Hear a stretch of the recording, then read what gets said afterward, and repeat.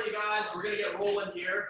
Got a valuable man's valuable time that he's spending with us today for free, which is awesome. This is Guido. This is R2P Portland chapter. For some of the part, we got other people out studying for some other stuff. But anyways, Guido's going to do movement variability seminar coming up in February 11th and 12th at University of Portland. At the Child Center there, if you've been there before. He's like a wealth of knowledge, 20 plus years, athletic training and NLP, working with populations research. Man says what he means and means what he says, and he's an absolute honor to have here. So thanks very much, Guido, and stay going. Great, thanks for the introduction. For those that don't know me, I'm originally from Belgium. I was a medic for the Commando Special Forces for a couple of years. Went to nursing school, worked in intensive care, emergency room, and so forth. And then I fell in love with baseball. So 26 years ago, I moved over to the United States and got a master's degree in athletic training and a master's degree in sports medicine from the University of Oregon. And 5 years later, I was the medical coordinator for the Baltimore Orioles. And my international perspective on healthcare really propelled my career. So 5 years out of school, I was in the big leagues. Made some drastic changes how healthcare was provided there. Started working very closely with my own strength coach, who did nothing else but work with the rehab clients. And as I continued to delve more and more into the literature of motor learning and motor control, I was drawn back into academics. So for the last 16 years, I'm at Oregon State University. I am also a professor at 2 universities in Korea, 1 in Taiwan. I'm a business owner, as also a part business owner of other companies. So I've been involved in all kinds of stuff. Over 30 students of mine have been employed or are employed by Exos, professional sports teams, including the Timbers and so forth. So I've always looked at performance and rehabilitation and injury care from a totally different perspective. Now, related to the topic I'm talking about today, about, I think, 7 years ago, as the functional movement screen became more and more popular among practitioners, personal trainers, and strength coaches, I started noticing that a lot of the young professionals around me were starting to think that movement had to be performed in a real specific way. So we all need to squat the same way, we need to deadlift the same way, we need to breathe the same way, we need to do Turkish get-ups the same way, and if it somehow didn't fit some criteria that was brought forward by, let's call them an expert, then things were getting all messed up and we're correcting people on how they're doing things. So I started delving into the literature because it didn't make any sense to me. If I ask an 80-year-old to squat, and I'm asking a 20-year-old Olympic weightlifter to squat, I'm asking a powerlifter to squat, I'm asking a soccer player to squat, there's real distinctive differences in how they perform that activity. And then so-called experts are saying that that was wrong and that we have to correct the hell out of it.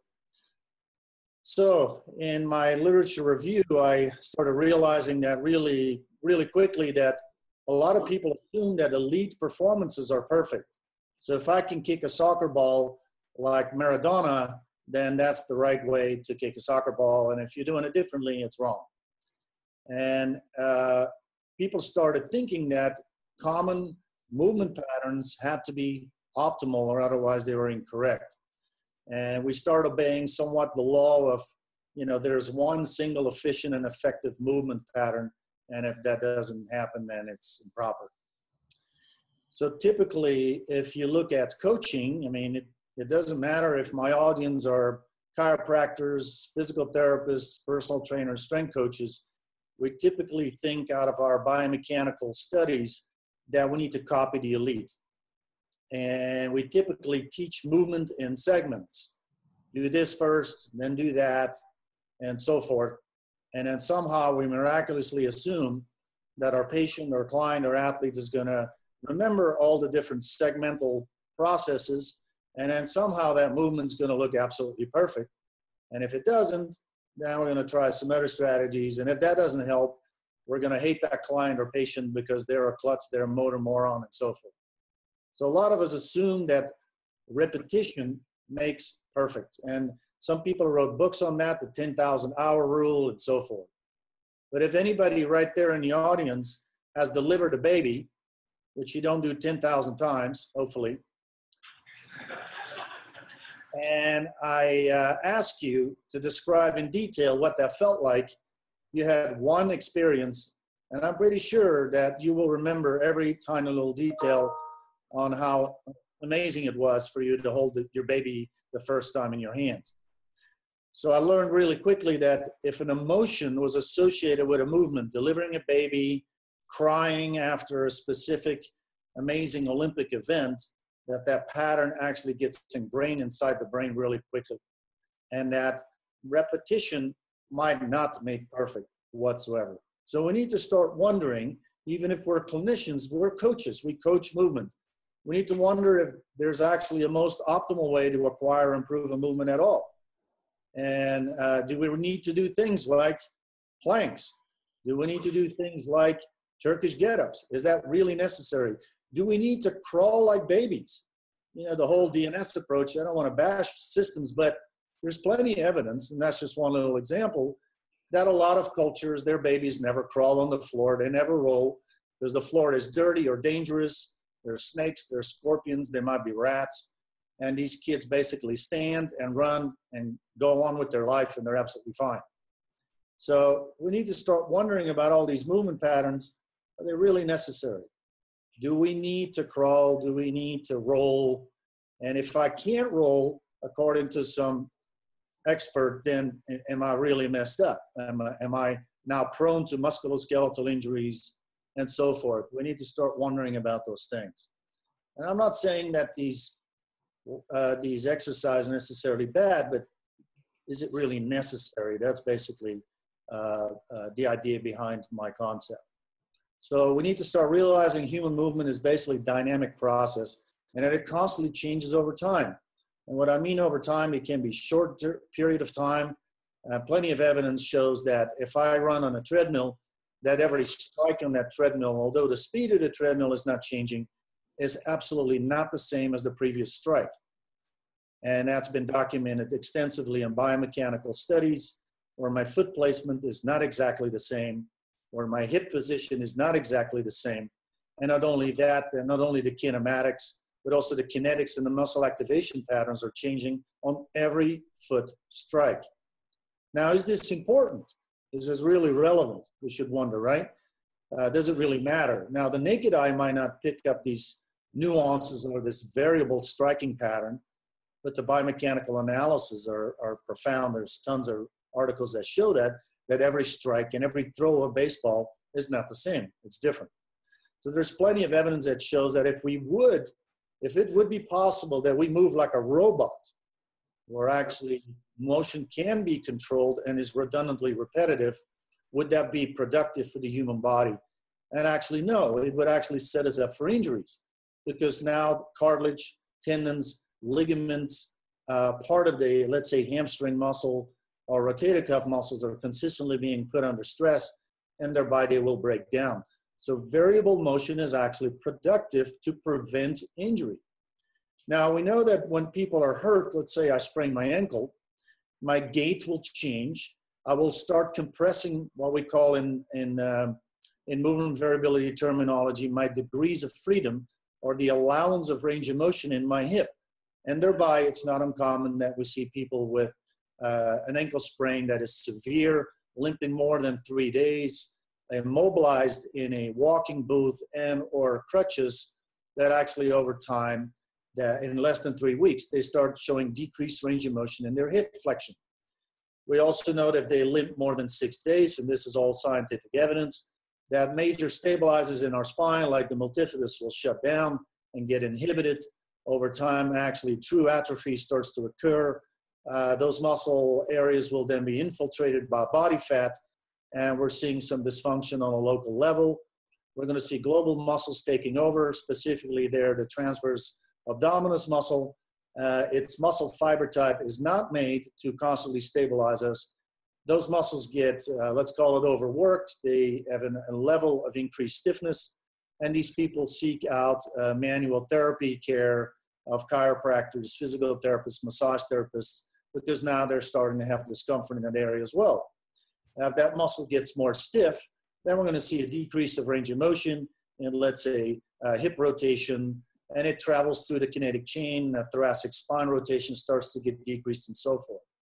So once we start decreasing the amount of variability in a particular area of the body, my example there was the ankle, we're going to see a compensatory pattern traveling through the kinetic chain, and it basically is becoming more or less a disaster. These people can then develop regional pain syndromes where they come and see you and say, I think you probably think I'm crazy, but my elbow also hurts on my right side and my shoulder hurts on my right side. Although a year ago I had an ankle injury. I have no idea it's related, but it feels like it is. And so there are these predictable patterns now that start to show up with these individuals. Now, if we look at gross motor variability, it's obvious that a 3-year-old walks different than an 80-year-old.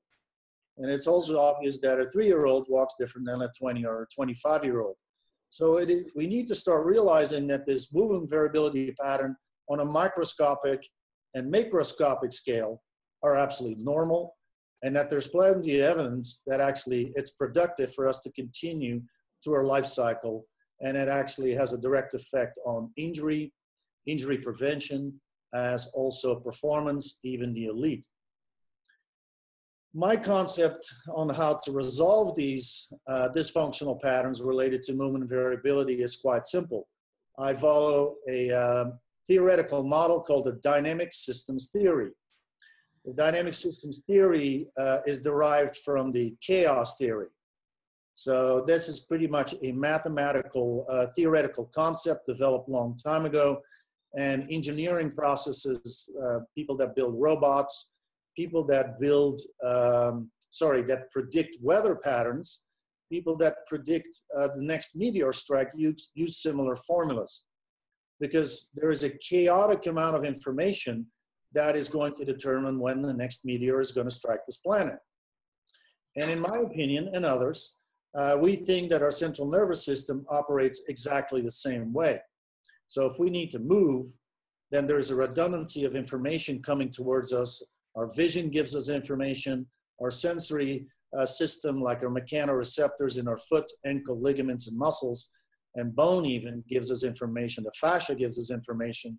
And somehow our central nervous system needs to come up with a rationale behind all this information that is pretty much chaotic. So using the dynamic systems theory to resolve these problems, the dynamic systems theory for human movement is divided up into 3 factors. Number 1, we can manipulate or mobilize the human system. And if you're a chiropractor, then of course you're very familiar with that. You're going to use some manual skills to change mobility maybe in a certain joint and so forth. And as that mobility increases, then the attractor state is going to change within that joint. Your central nervous system is now recalibrating what is available to it, and movement can change very quickly after a simple, let's say, thoracic spine thrust. You guys are all familiar with that. Of course, physical therapists, athletic trainers, massage therapists are using similar techniques. The second level of changing this movement variability concept and return to normal status is done by manipulating the task. So we're giving people specific exercises. And we'll do a little demonstration here in a minute. You guys got a 45-pound plate laying around there somewhere? Yeah, we can grab one here. Perfect. So I'd like about 5 volunteers to give me a side view. So you're going to look at the right or your left wall, and you're going to slowly show me how you squat. Just give me 5 volunteers. Just show me how you're squatting. Body weight squat. All right, number one. Give me the first person. All right, nice and slowly. There we go. I want everybody to observe how he squats and where his body position is, right? Let's do it again. Excellent. Next person, please.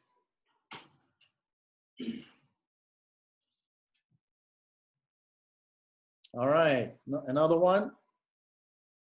Perfect. Person number 3.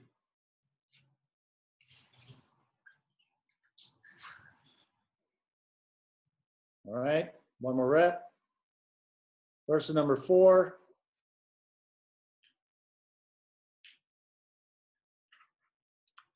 All right, and give me one more person, please.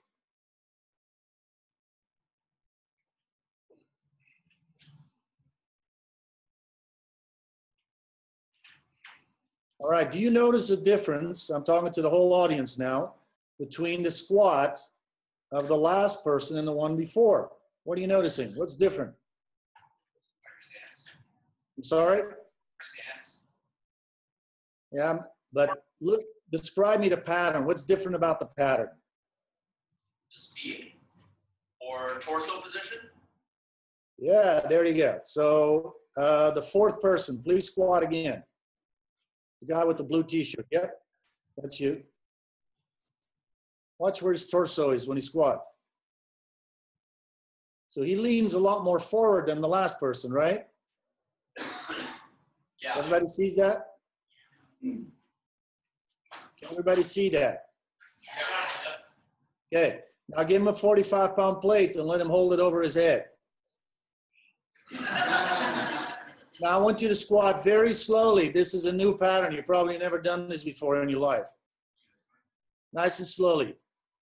Watch how it changes his squat. See how much more erect he is right now? Can everybody see that?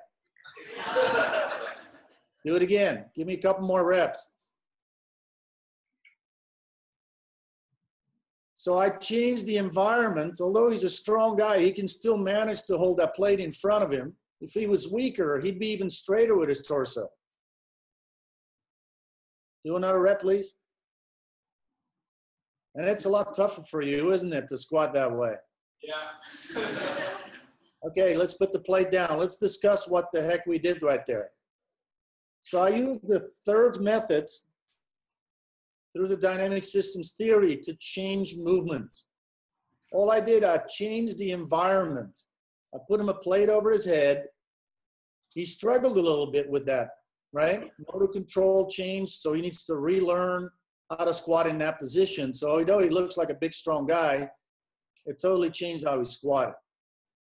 So the amount of variability is now being decreased by using environmental stimulation like this. So during my weekend workshop, I will introduce you to a huge variety of manual changes of attractor states, task changes of attractor states, and then environmental challenges to change the attractor state. The last concept, how the environment can change movement, is quite novice. Most of us never realize that very quickly we can change motion. So if all of you would step outside on an icy, slippery surface, I don't need to tell you what to do to not fall on your face, do I? No. You spread your feet out, you're getting yourself lower towards the ground, you're bending your knees, you're stiffening up your muscles, and your gait pattern is drastically changing because you're automatically adapting yourself to the environmental stimulus that is either new if you were a baby or a very young person, or you have used that pattern before if you stepped on slippery surfaces before. So that's one of my concepts, how you can relatively quickly change the amount of variety in motion by changing the environmental attractor state. And most of us use the first 2 parameters on a constant basis. We manipulate, we mobilize, and we give people exercises, and we never think about that last concept. Well, within the literature of movement variability, there's plenty of evidence there is basically a synopsis that says healthy populations have an optimal amount of movement variability. They basically can overcome a huge variety of challenges. And by doing that, it allows them a lot of success. So if I'm a soccer player and part of my warm-up drills are ladder drills, then I'm going to be better in doing ladder drills. And the relationship to ladder drills in soccer is absolutely zero. The relationship to a Turkish get-up and throwing a baseball faster is absolutely zero. Some people have done studies on that. We're assuming all these things because an exercise is hard, we think it's good for us. And then we listen to people that have no scientific evidence behind their methodology, like it's religion. And then we keep following them like we're going to church every Sunday. We need to become very critical as performers, as also as clinicians, on what we're really exposing our clients to. And we need to dig into the literature and see if some of these, let's call them fads, are actually based on scientific evidence. We know that unhealthy populations is less than optimal. So if I hurt my ankle, my knee, my hip, my back, and I do a step down test, then a lot of these people have valgus collapse in their knee. Unfortunately, the literature out of that comes from ACL reconstruction, and now we're assuming that our athletes that are healthy could not have a valgus collapse. Well, I challenge you to go on YouTube and watch 100-meter sprinters take off the first 4 or 5 steps. Every step, they're going into valgus collapse. It is a major advantage to them. Not for our rehab populations necessarily, but for our optimal performers, going into valgus collapse, they can control that. There's no pain. They're tightening up their IT band. We all know that it's got about 7 to 8 times more muscle spindles, Golgi tendon organs response than muscles and tendons. And thereby, if you can control that, it's actually an advantage. This lever becomes not only a structural lever, like a cable, but it also becomes a physiological lever to where it actually increases contraction within the glute abductors and external rotators, thereby takeoff is faster. So if you read one part of literature on rehab, don't think your performers need to follow the same methodology. Poor handling of challenges is often seen by people that don't have enough movement variety. If they get introduced to a novice activity like this overhead squat, they struggle a lot more. And the young man that demonstrated it had a lot of variety. If I could make him do it 15 times, it's going to look somewhat different 15 times until he can control the amount of attractor state, and that will become more optimal. So in our rehab populations, they're not, you need to not follow the same methodology when you're doing with your performance population. Our high-level performers are not learning. Our patients are relearning, thereby motor learning strategies are important. And with our performance populations, there's no more learning going on. So they don't need to kick the ball 100 times in the same direction. We actually need to identify which patterns they do not expose themselves to during a game or practice, and then actually expose them to it in a controlled setting so they have more movement variety and a more movement vocabulary when they get exposed to it again during a game. So ladder drills is not going to work. It's only going to work in your rehab population, and it's not going to work in your performance population. And I understand I'm kind of bashing on some holy houses there, but there's plenty of evidence that this redundancy of activity already have been exposed to over the years are actually detrimental to your performance. So your rehab population, your performance population, pull out a ball of wax. Another example is this. Another concept related to my movement variability is what's called movement emergence. If I put you outside and you have a son or a daughter that's 3 years old, never stepped on an icy surface, again, most likely they're not going to fall. Movement emerges without you coaching them, telling them what to do, and so forth. So if we divide your class up now in 2 groups, and we do a relatively novice activity like pulling on a rope, so which group can pull the other group to the other side of the room, and you've never done this before, you're going to realize within fractions of a second that your arm strength is not going to make any difference. you're going to realize really soon within fractions of seconds that leaning backwards and using your body weight is going to be an advantage. And then you're going to you're going to very quickly realize that actually leg strength is going to be the predominant factor to pull the opponent to the other side. Nobody needs to tell you how to do that. It just happens automatically. So as coaches, we're all coaches now, we need to respect movement emergence. We need to start learning to keep our mouth shut when we teach a certain therapeutic exercise or performance exercise to our populations. The brain is not stupid. It will figure it out. And the more you talk, the more the neurorepresentation in their brain is about your words that they're trying to interpret and not the activity that you're trying to make them do. And if you ever heard of presentations of Nick Winkelman, for example, who's an ex-student of mine, he actually got his PhD on cueing. And he will absolutely say he has learned over the years to shut up more and allow the client, the athlete, the patient to go through repetitions of activity, and the brain will figure it out, just like that 45-pound plate over the young man's head. I didn't need to tell him how to do it. If I give him enough repetitions, he'll figure it out how to do it. So all of this is somewhat related to a concept called the evolutionary fitness landscape model. Hundreds of thousands of years ago, when we were all walking on the African savanna, we had to figure out how to survive the landscapes around us, the hill terrains and so forth. So part of my workshop is actually delving deep into that.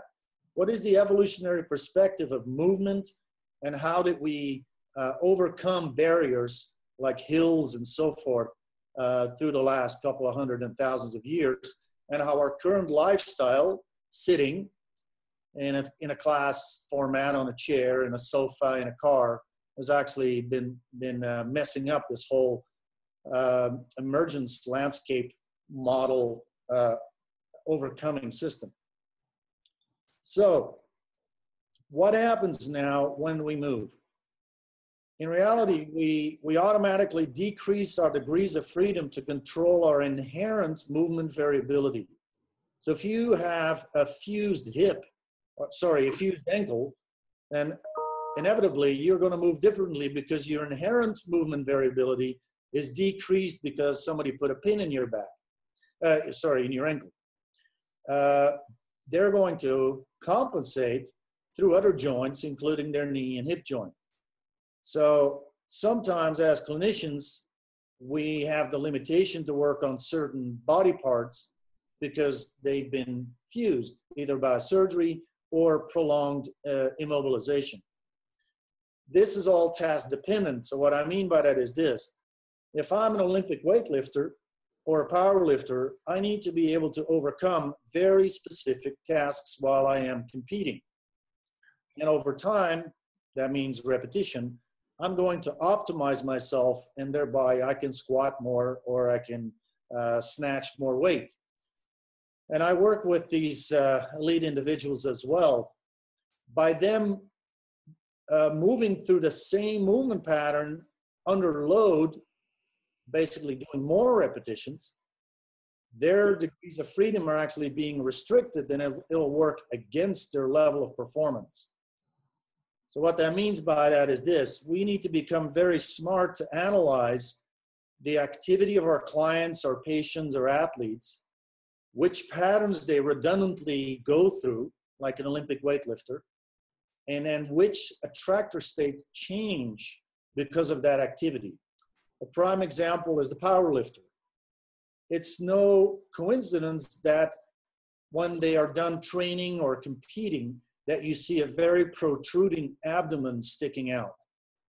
Their attractor state, because of years of training, has basically compressed their degrees of freedom, and let's call it their anterior core or their anterior sling. And they're predominantly using now their posterior sling. And if you ask them when they squat, where do you feel it the most? Although squatting is a thigh exercise, or should target those muscles, they're going to feel it mostly in their lumbar spine and or glutes.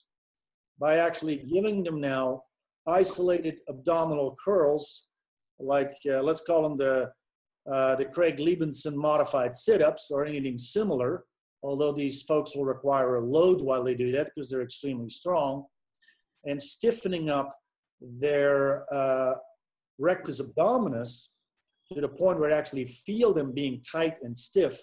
Slowly that squat pattern emerges into a new squat pattern. So I want everybody to do 15 push-ups, please.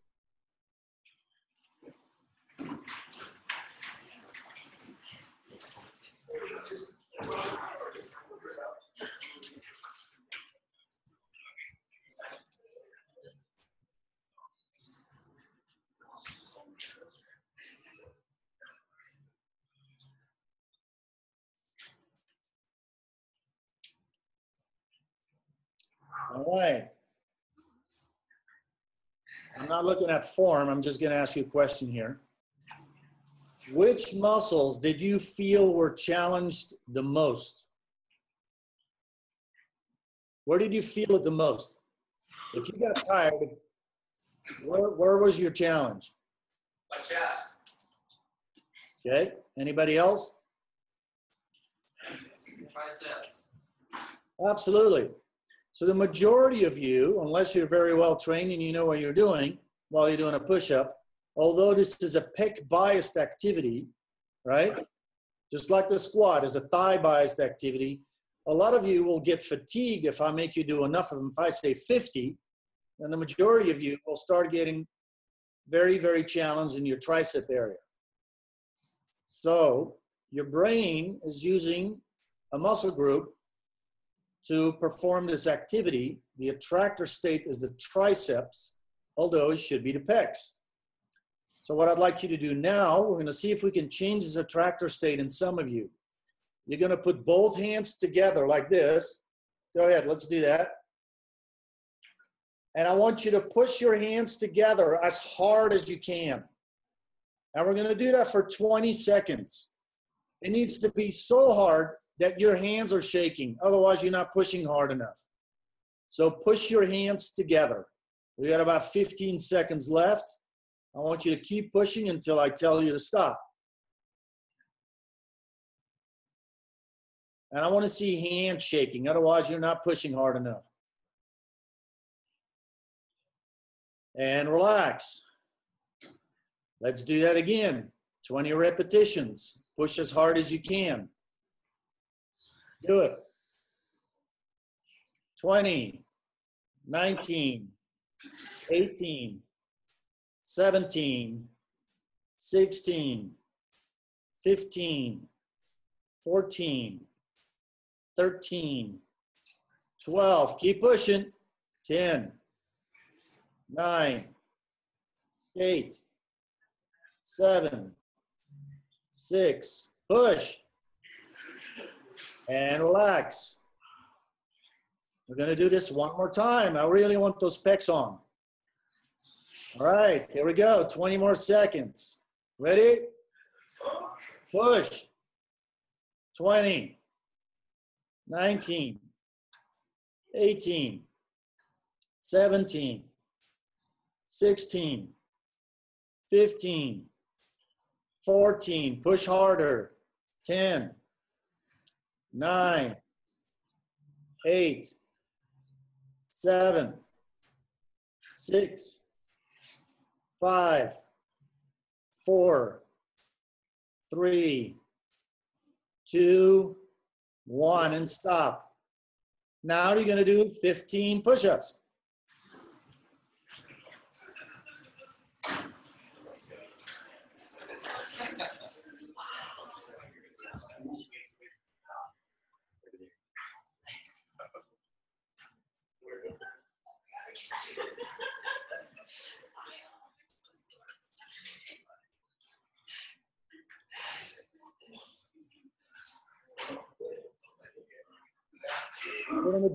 For the majority of you, this feels a little different, doesn't it? Do you agree that this feels different? Yep. So now I use the second principle. I gave you a specific task to change your attractor state. And now the majority of you has felt it actually more in their pecs now when they do push-ups and not in their tricep. Does that make sense? All right, so what should our goal be as clinicians and as performance coaches? To develop an optimal movement variability in your clients by incorporating a rich repertoire of movement strategies. Now, what I want to make clear is movement variability principles are not randomness. So if I go to a lot of CrossFit gyms, they apply a lot of randomness within their exercise sequence design, often in a random pattern that makes absolutely no sense. So if I do deadlifts before I squat, then my squat will be biased to the attractor state of my lumbar spine, and thereby I will squat leaning forward. And when my squatting exercise is done, I'm actually going to feel it more in my low back than actually my thighs. That doesn't make any sense. So exercise sequence within the rehabilitation realm and the performer realm needs to be actually done with a real rationale behind it, besides the traditional rationale of, let's say, bodybuilding and so forth. And I want to make clear that if an exercise is hard, doesn't mean it's good for you. Turkish get-up is tough, but that doesn't mean it's an exercise that we all should perform. And I'm not against Turkish get-ups, but when should we use that? And what I see in the industry is more and more this flavor of the week exercise. So right now, Olympic weightlifting is popular, especially through CrossFit facilities. And I also see kettlebell exercises becoming popular more and more and more. I'm not saying they're bad, but what's their use? And can you change that? And can you replace them with something else that might actually be more productive and have less risk? It's like the plank. It always blows me away. We need to do planks. I always go, why? Why do we need to do planks? I have an exercise book in my library from 1934 that describes the plank. The plank is nothing new, folks. If you hold a plank for more than a minute, in the average individual that is not very well trained, I must say, the compressive forces within the disc space is 50 times higher than what the Occupational Health Association allows in workers. Now, I read the literature too. I had conversations with Stuart McGill. He never said that this exercise should be performed for a certain amount of time. And I've read the literature that actually says, yeah, it fires all the spine, the core spinal muscles, et cetera, et cetera. But if I make you squat at a 1 RM max weight, you're going to fire exactly the same muscles and probably a little more of them, including your asshole muscle. Right? I can put a load on you and I'll have exactly the same effect. So is planking really necessary if I can deadlift? Just think about that. Plus the majority of you, if right now I ask you to do a plank for 5 minutes and I ask you where do you feel it, it's going to be your erector spinae muscle. So your attractor state is already to use your erector spinae. Put you now under body load. I hold it long enough. Isometric contraction is going to fire every muscle fiber you got. Slow twitch, fast twitch, et cetera, et cetera. They're going to get fatigued. They're going to tighten up. It's going to feel uncomfortable. And that's actually 90% of your low back pain patient population. There's structurally nothing wrong with these people, although it might show on MRI. It's the attractor state. It just stiffens up. The muscle fiber type cannot hold it because it's not made to actually do an isometric contraction for longer than about 30 seconds. And then it just gets stiff and tight, and you have a higher level of stiffness, becomes uncomfortable. Majority of patients don't have pain, they have discomfort. By changing the attractor state, the discomfort goes away. It's really that simple. So I'm going to demonstrate it again by doing a body weight squat where your legs are parallel. I don't care where your spine is, but try to be as erect as you can. So everybody do a body weight squat, please.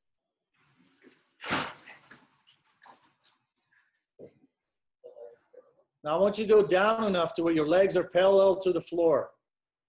Not lower, just parallel. All right. We're going to hold this position for a minute. 59, 58, 57, 56, 55. Don't move.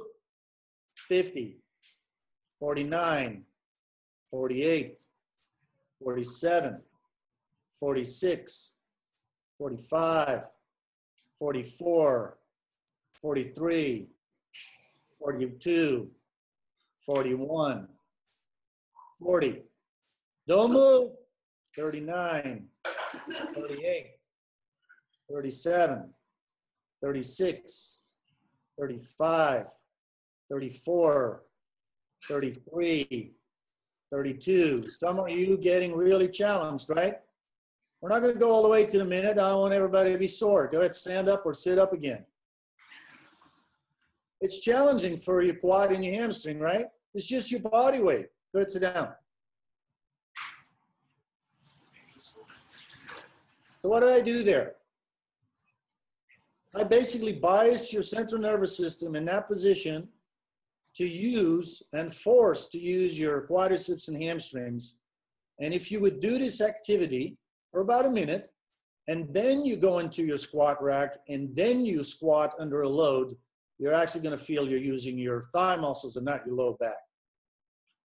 So through the dynamic systems approach, we can change the attractor state, thereby affect movement.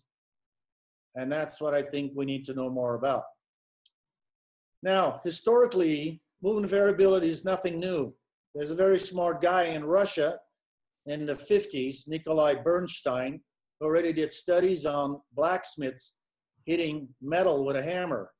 And with a camera, he would take several photos and realize that every strike was absolutely different. Unfortunately, the guy never became popular because Pavel, with his dogs, was a little bit more interesting to the USSR. But this is not a new phenomenon that we're looking at. So, in my opinion, our central nervous system consistently deals with this chaotic amount of information it comes to, and it creates order through self-organization. It's our task now to assist this self-organization to be as productive as possible. We need to start wondering about talking too much because it influences motion and it decreases the amount of variability, and that might not always be productive. We also need to start thinking about getting our clients outside of our rehab center. If that floor is concrete with a little cushioned mat on top of it, and you make them do whatever agility drills, how does that carry over on a grassy surface? We also need to allow our clients to self-correct. And that's what I call the aha moment, where you make them do, let's say, side steps, a little mini band around your ankles, and you see them suddenly self-correct. That's the associative phase of learning. At that moment, they're ready to learn a new exercise. And unfortunately, we don't always do this. Does this really happen in the real world? Yeah, I'm just going to give you two examples of research of gait transition. Right now, I'm involved in a research project in the Barlow building at the University of Oregon, which is an independent research center, where we're looking at the comparison between walking on a treadmill and abled people and disabled people. So it's a really interesting phenomenon. If, let's say, you guys are 20 people in your class, and I put you on a treadmill, and the treadmill speed is adjusted to the leg length that you have. So if you're 6'5" versus 5'3", every time your foot strikes on the treadmill, it's exactly at the same time. If we now slowly, incrementally speed up your treadmill, we're not telling you anything what to do. You're walking on it, but slowly this treadmill speeds up. And exactly the same time, we change from walking into jogging. Exactly the same time. If we now slow down the treadmill, then at exactly the same time, it will change our movement parameter back to walking. So we need to start appreciating that actually motion can be driven automatically and emerge through an environmental stimulation, just as the treadmill. If we look at swimmers, this is a national team in France, for example, studied in 2004. They put them in special swimming pools where the amount of resistance of the water was controlled, and they adapted the speed to the leg length of these swimmers. And what they saw is that their strike changes exactly at the same time, just like we see on the treadmill study.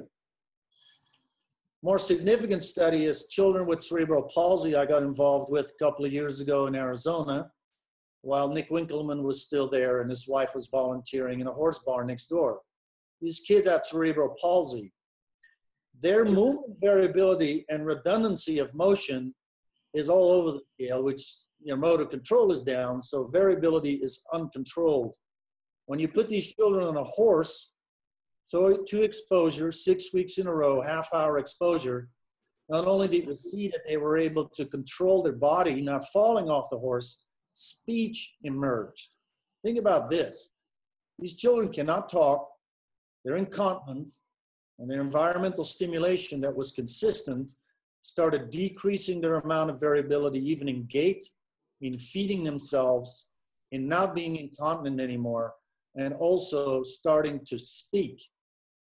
For the parents, this is just a very emotional scenario when suddenly little Billy Bob says, "Mom." These people have been exposed to speech therapies, they've been exposed to physical therapies, overcoming their muscle spasms and their bicep muscles and so forth. And literally the biggest change in their life was an exposure to sitting on a horse. Here's the interesting part. If we keep them on the same horse, in the beginning, the amount of motor variability decreases. They start controlling motion a lot better, including, like I said, speech and incontinence. And then it regresses again after about 6 months because their central nervous system is a lot more challenged than ours. They learn through their pre-cortex, not their cortex. And so there is a very delayed response between the cerebellum, basically the reflexive brain of not falling off this horse, and storing movement patterns to the premotor cortex and then towards the cortex. So in abled people, motor patterns can be stored quite readily and fast. We used to think that motion occurred, change of motion or new motion occurred in practicing of weeks, while now live MRI study shows it can actually happen in mere seconds. And about 3 seconds is the shortest time interval that was measured. If we now repeat those patterns, then in less than 3 days, myelin protein will actually be laid down onto that pattern and can then be measured in the brain. So we need to delve deeper into this methodology because in much faster periods of time, can we make a profound impact on our patients and our athletes. But there's more around variability. If we look at the elite, let's say the Michael Jordan, he at some point did a back dunk during basketball many years ago, and that was never seen before. Another example is the Pele shot. And if you don't know who Pele is, then you better need to look him up. He was a world famous soccer player. He was 17 years old in the Brazilian national team. And during the World Cup, he kicked the ball backwards and scored. Reporters thought he learned how to do that. Same thing with Michael Jordan. They asked him, who taught you this pattern? And they basically will respond to the kind of, I saw an opportunity and I just made it happen. So what is this to do with motor variability? From a long-term athletic development, which is actually very poorly done in the United States, but in smaller countries like Germany, for example, they will test children at a very young age and expose them to specific movement patterns that are specifically sport-related. So if you're fast, you're going to be exposed to activities that require a lot of speed. If you are strong, you're going to be exposed to activities that require a lot of strength, like weightlifting. And then as you get older, pretty soon they'll see which activity you self-emerge to and like and excel into. And that's why small countries like Germany and Jamaica and the Netherlands and Belgium can have gold medals in certain activities in the Olympics, although their population groups are very, very small. The unfortunate thing in the US is we have this gigantic pool, genetic pool, I would say. We should have gold medals in every event, but we don't. The reason is nobody has a long-term athletic development process in this country. There's very few schools, some private schools in Vail, Colorado with skiers, and the likes of Mark Verstegen with Exos are trying to develop that, but on a very short-term basically they only can influence athletes towards the end of their career. I'm talking motor development from a very young age all the way through high school until they peak at their sports performance. So I'm a consultant for several professional sports in countries that are interested in long-term development, where we're identifying now testing to see which kids will actually have the capacity later when they excel to emerge movement variable activities, such as the back dunk, such as the Pele shot. So at some point you might see an elite athlete perform an activity in a very novice way, thereby the variability that they're able to compress very well. They can dunk the ball very consistently with great success, then suddenly changes and emerge into a new movement pattern. And then the Michael Jordan and the Pele shot are just two examples of that. The other example is Lincecum, the baseball pitcher, Cy Young Award, 2010, I believe. I don't remember exactly. And if you look at the pictures, how he pitched as a rookie and how he then got into the level of excellence, it changed over time, although he never had coaching, because in his contract, it was not allowed that a pitching coach would change the way he threw. So we need to recognize that movement emergence is important if we're working especially with elite athletes. So I will not bother you here too much with all the scientific evidence, but there's tons of scientific evidence why movement variability is important, why we need to start recognizing it. We need to start developing tests for this and how it can assist our rehab population and our performance populations. Probably leave it at this for now. Oh, one more thing. If you notice that invariable training, the prime example, and I can't say a name, is an elite golfer that used to be quite excellent in the long shot, but then missed the putt. And I'm not going to say any names, but he's quite famous. And he basically consulted somebody, and I can't say who, to identify why in the hell he was missing the putts. The interviewers would typically ask him things like, "Are you nervous?" Because the sports psychology folks thinks it's just a level of choking from a psychological standpoint. He's nervous. He said something in a kind of, no, I'm not nervous. I'm a professional athlete. There can be 60,000 people standing on the green watching me and 50 million watching me on TV. But what happens is, he said, as I approach the ball, suddenly my movement changes direction uncontrollably. And so what that means is this, and that's related to movement variability. If you have invariable practice, if you only do cone drills, you're just going to get better at cone drills. And if you then ignore other performances, such as handling the ball, then actually that handling part will actually diminish in proficiency. And that has to do with the limited capacity of the brain to remember movement patterns. So if you practice something redundantly in the same way, you're going to get better at it initially. And then at the elite level, it might actually slowly but surely decrease your performance, because that's all the brain remembers is that specific activity. I'm a consultant for the Olympic weightlifting committee in Korea. And so we're doing relatively simple things like sit-ups before they do Olympic weightlifting. And I can't say the name of a very famous powerlifter who has squatted more than 1,000 pounds than anybody else in the world ever.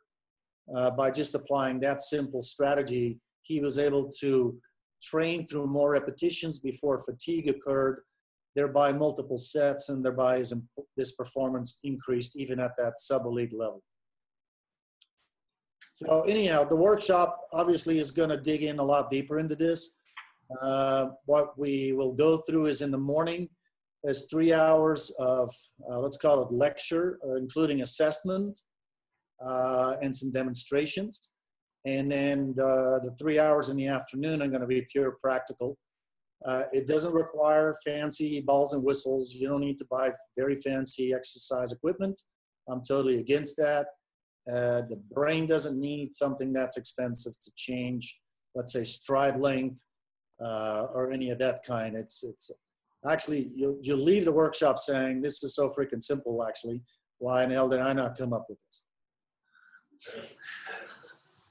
Any questions on this?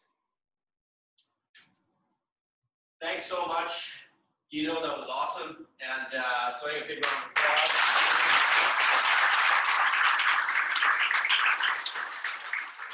And I'll send you this recording, and then hopefully a whole lot of us will see you Feb 11th and 12th. Awesome. Looking forward to it. Take care, guys. Appreciate it.